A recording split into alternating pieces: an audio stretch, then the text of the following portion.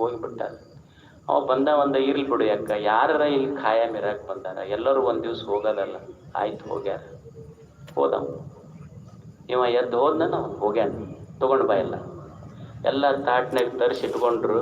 ಕರಿಗಡಬ ತುಪ್ಪ ಇಟ್ಕೊಂಡು ಎದ್ದಿ ಇನ್ನೇನು ಅವ ಅಂದ ಗಂಡ ಬಾಯಾಗ ಇಟ್ಕೋಬೇಕಂತಿದ್ದ. ಗಂಡ ಅಂದಂತ, ನೋಡು ನಾ ಏನು ಸತ್ತಿಲ್ಲ ಬಿಟ್ಟಿಲ್ಲ, ಹೆಂಗೆ ಸತ್ತಂಗೆ ಮಾಡೀನಿ ಅಂದ.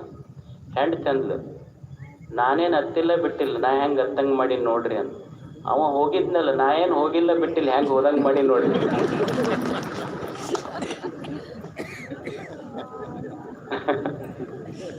ನಮಗ್ ಗೊತ್ತ ನಿಮ್ಮಂಥವ್ರು ಅಪಗಳು.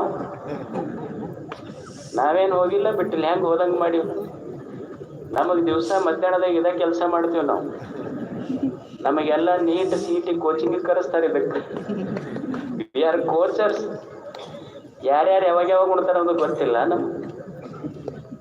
ತಿಂದು ಅವು ಕುಂದ್ರ ಶಿವನ ತಿಂದು ಒಟ್ಟು ಎಲ್ಲ ಮುಗಿಸಿ ಹೋಗಕ್ಕೆ ಕೇಳಿದಂತ. ಮತ್ತೆ ಯಾವಾಗ ಬಾ ಅಂತ ಹೇಳ್ರ. ಒಮ್ಮೆ ನಮ್ಮ ಪುಣ್ಯತಿಥಿಗೆ ಬಾ ಹೋಗಂದ್ರ ಅವ್ರು.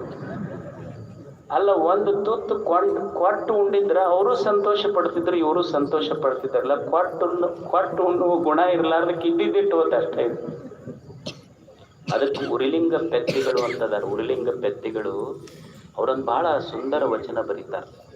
ಮನುಷ್ಯನೇ ಈ ವೇದ ಶಾಸ್ತ್ರ ಪುರಾಣ ವಚನ ಅಂತ ಹೇಳ್ತೀವಲ್ಲ, ವೇದವ ನೋದಿ ತಿಳಿದು ವೇದವ ನೋದಿದ ಮರ್ಮದ ಫಲವೇನಯ್ಯ. ವೇದವನ್ನ ತಿಳಿದು ಓದಿ ಅದರ ತಿಳ್ಕೊಂಡ ಮರ್ಮದ ಫಲ ಏನು? ಆಗಮಗಳದಾವ, ವೇದಗಳದಾವ, ವಚನಗಳದಾವ. ಇವೆಲ್ಲ ಅದಾವಲ್ಲ, ಇವುಗಳನ್ನು ಓದಿದ್ರ ತಿಳ್ಕೊಂಡ್ರ, ಇದರ ಅರ್ಥ ತಿಳ್ಕೊಂಡ್ರೆ ಏನು ಫಲ ಬರ್ತೈತಲ್ಲ, ಇದು ಉರಿಲಿಂಗ ಪೆತ್ತಿಗಳು ದೊಡ್ಡ ಶರಣರು. ಅವ್ರು ಮೊದಲು ಕಳು ಮಾಡ್ತಿದ್ರು. ಒಬ್ಬ ಗುರುವಿನ ಅನುಗ್ರಹದಿಂದ ಬಿಟ್ಟು ಶರಣರಾದವ್ರು ಹೇಳ್ತಾರೆ ಇದನ್ನು. ಅವ್ರು ಮೊದಲು ಕಳು ಮಾಡ್ತಿದ್ರು, ಬಿಟ್ಟು ಶರಣರಾದ್ರು. ಅವ ಅಂತಾನ, ವೇದ ಓದಿ ತಿಳ್ಕೊಂಡ್ರೆ ಏನು ಫಲ ಬರ್ತೈತಿ, ವಚನ ಆಗಮ ಇವುಗಳನ್ನು ವೇದ ಪುರಾಣ ವಚನ ಆಗಮಗಳು ಓದಿ ತಿಳ್ಕೊಂಡ್ರೆ ಏನು ಫಲ ಬರ್ತೈತಲ್ಲ, ಇದರ ಫಲ ನಿನ್ನ ಮನೆ ಮುಂದೆ ಬಂದವನು ಹಸ್ಕೊಂಡವನಿಗೊಂದು ತನ್ನ ಕೊಟ್ರೆ ಅದರ ಫಲ ಬರ್ತೈತೆ. ಒಂದಿಷ್ಟು ಏನು ದೇವರು ಕೊಟ್ಟಾನ ಹಂಚಿ ಸಂತೋಷ ಪಟ್ಟು ಹೋಗುವುದಷ್ಟೇ ಈ ಜಗತ್ತಿನವರು. ಅದಕ್ಕೆ ಇದನ್ನು ಕಲಿಯುವುದು ಮನುಷ್ಯ. ಅದಕ್ಕೆ ಶರಣರು ಈ ಅಪರಿಗ್ರಹ ಸಂಗ್ರಹ ಮಾಡಲಾರ್ದಂಗೆ ಹೆಂಗೆ ಸಂತೋಷವಾಗಿ ಬದುಕಬೇಕು ಅನ್ನುವ ಕಲೆ ಅವ್ರಿಗೆ ಗೊತ್ತಿತ್ತು. ಹಂಗೆ ಬದುಕಿದ್ರು ಶರಣರು. ಮನೆ ನೋಡ ಬಡವರು, ಮನ ನೋಡ ಘನ. ಅವ್ರ ಬದುಕು ಹೆಂಗಿತ್ತು ಅಂದ್ರೆ, ಮನೆ ನೋಡ ಬಡವರು, ಮನ ನೋಡ ಘನ. ಸೋಂಕಿನಲ್ಲಿ ಶುಚಿ ಸರ್ವಾಂಗ ಕಲಿಗಳು. ಸೋಂಕಿನಲ್ಲಿ ಶುಚಿ ಸರ್ವಾಂಗ ಕಲಿಗಳು. ಪಸರ ಕನುವಿಲ್ಲ ಬಂದ ತತ್ಕಾಲಕ್ಕುಂಟು.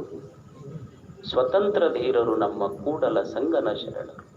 ಹೆಂಗ ಬದುಕಿದ್ರು ಮನುಷ್ಯ, ಶರಣರು ಹೆಂಗ ಬದುಕಿದ್ರು ಅಂದ್ರೆ, ಮನೆ ನೋಡ ಬಡವರು, ಮನ ನೋಡ ಘನ. ಮನೆಯಿಂದ ಬಡವರಿದ್ರು ಪರವಾಗಿಲ್ಲ, ಮನಸ್ಸು ಘನ ಇತ್ತು. ಮನ ಸಂಪನ್ನರವರು. ಈಗ ಸುಮ್ಮನೆ ಒಂದು ವಿಮರ್ಶೆ, ಒಂದು ಸಣ್ಣ ಚಿಂತನೆ ಮಾಡಿ ಯಾವಾಗ ಅನಿಸ್ತಿರ್ತೀವಿ, ಸುಮ್ಮನೆ ವಿಚಾರ ಮಾಡ್ಬೇಕಲ್ಲ. ನಾವು ಎಲ್ಲರೂ ಅಂತೀವಿ ನಾವು ಬಡವ್ರಿ ಅಂತೀವಲ್ಲ. ನಾನು ಬಡವ ಅಂತ ನನಗೆ ಅನಿಸುವುದು ಯಾವಾಗ ಹೇಳಿ? ಈಗ ಒಬ್ಬ ವಿದ್ಯಾರ್ಥಿ ಇರ್ತಾನೆ, ಒಂದು ಕ್ಲಾಸ್ನಾಗ ಫಸ್ಟ್ ರ್ಯಾಂಕ್ ಬಂದವನಿಗೆ ಇವ ನೋಡಿ ಏನಂತಾನ, ನಾನು ದಡ್ಡ ಅಂತ. ಈಗ ಹಳ್ಳ್ಯಾಗ ಒಟ್ಟ ಫಸ್ಟ್ ರ್ಯಾಂಕ್ ಬಂದವನ ಮಗ್ಳು ಇವನು ಕೂಡ್ಸಿದ್ರ ಇವ ದಡ್ಡ ಅಂತಾನ.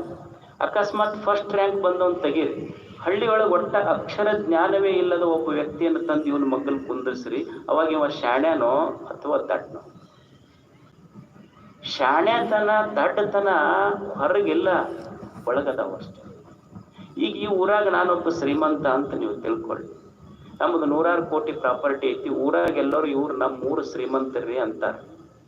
ಅಂದ್ರ ಊರಾನವ್ರು ಏನಂತಾರ, ಊರಾನವ್ರು ಏನ್ ತಿಳ್ಕೊಂಡಾರ, ನಮ್ಮ ಊರಿಗೆ ಇವ ಶ್ರೀಮಂತ.